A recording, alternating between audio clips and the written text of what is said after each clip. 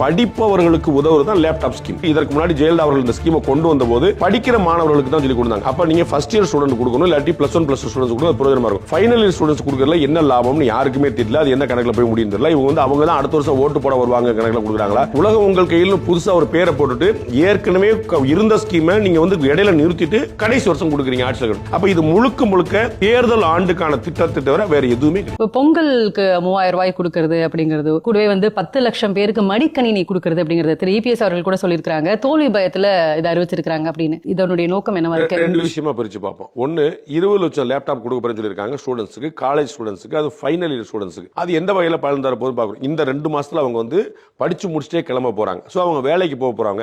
அவங்களுக்கு இது நீங்க படிப்பவர்களுக்கு உதவுறது தான் லேப்டாப் ஸ்கீம். நீங்க இதற்கு முன்னாடி ஜெயலலிதா அவர்கள் இந்த ஸ்கீமை கொண்டு வந்த போது படிக்கிற மாணவர்களுக்கு தான் சொல்லி கொடுத்தாங்க. அப்ப நீங்க ஃபர்ஸ்ட் இயர் ஸ்டூடெண்ட் கொடுக்கணும், இல்லாட்டி +1 +2 ஸ்டூடெண்ட்ஸ் கொடுக்க பிரயோஜனமா இருக்கும். ஃபைனல் இயர் ஸ்டூடெண்ட்ஸ் கொடுக்கறதுல என்ன லாபம்னு யாருக்குமே தெரியல. அது என்ன கணக்குல போய் முடியும் தெரியல. இவங்க அவங்க தான் அடுத்த வருஷம் ஓட்டு போட வருவாங்க கணக்குல கொடுக்குறாங்களா?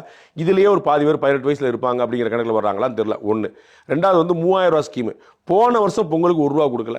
அப்ப தேர்தலுக்கு முந்தைய வருஷம் கொடுப்பேன், தேர்தலுக்கு முந்தைய வருஷம் கொடுக்க மாட்டேன். இது என்ன கணக்கு உங்களுக்கு?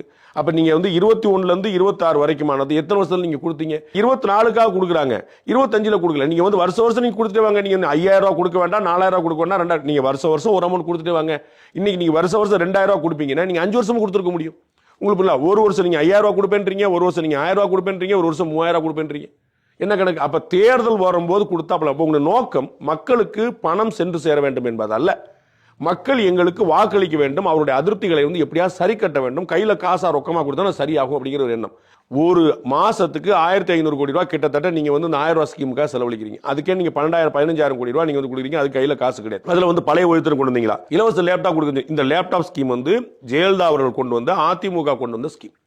அதை நீங்க கம்ப்ளீட்டா நிறுத்திட்டீங்க. சோ இந்த ஸ்கீம் புது ஸ்கீம் இல்ல.